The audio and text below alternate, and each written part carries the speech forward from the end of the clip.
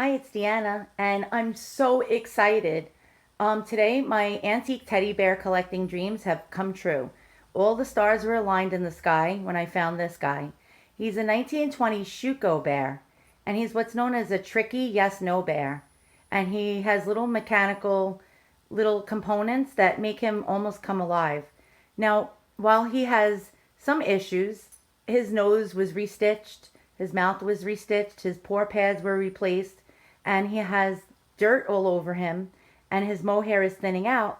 He's still lovely, and I find him like quite adorable. I could never afford one of these bears.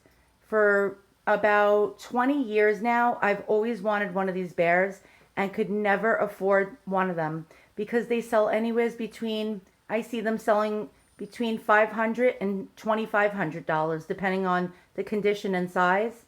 And I found this guy for only $85. And it was like a dream come true for me despite his little faults. And I'm going to show you why I think he's so special.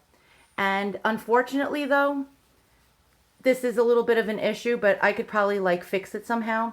On the back of his head, he used to have like a little knob, and it would make his head nod up and down in a yes or no fashion. But his a mechanism that's on the tail still works, and I'll show you what that can do.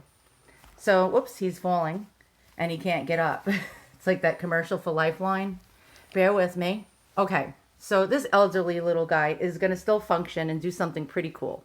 So let me show you what he does. So if you move his little tail on his back side, might I add, his little head shakes yes or no. And that little tab on the back of his head that's missing would have made his head also go up and down as well, which is quite an innovation for the 1920s. That was like amazing. And he did have a little growler, a tilt growler inside his body.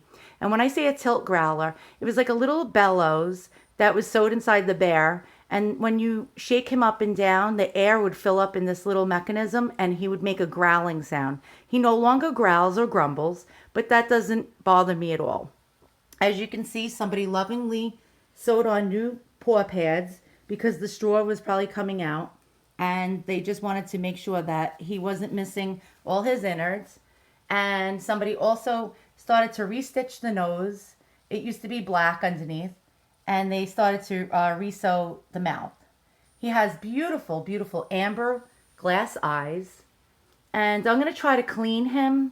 There is a way that you can clean these old bears if you do it properly with Woolite and a damp cloth. But I think I might just leave him alone because his mohair is very sparse and brittle, as you can see. And sometimes when you touch him in certain areas, his mohair is starting to, like I see it fall out. So I think I might just leave him alone and enjoy him in the state he is in because somebody once loved him and really, really got a lot of enjoyment out of him. So once again, thanks for watching. If you like what you see, hit the thumbs up and subscribe.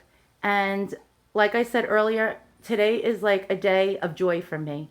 I never ever thought in a million years I would own one of these Schuco bears. And it's just phenomenal. And by the way, I forgot to tell you before I go, Schuco, if you don't know what Schuco is and what the brand is all about, Schuco was a German toy maker that was founded in 1912 by a guy by the name of Heinrich Müller, and the business Heinrich Schreyer in Nuremberg, Germany's toy capital, which was the toy capital since early days.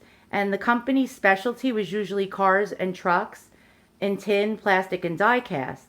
And the company sadly went bankrupt in 1976, but was reorganized in 1993 and then totally independent again by 1996. So they still are in business. I believe they do something with cars now, but I'm not sure if they make toys anymore. But so this is a piece of toy history, German toy history, and I just love him. So again, thanks for watching and have a great evening or day.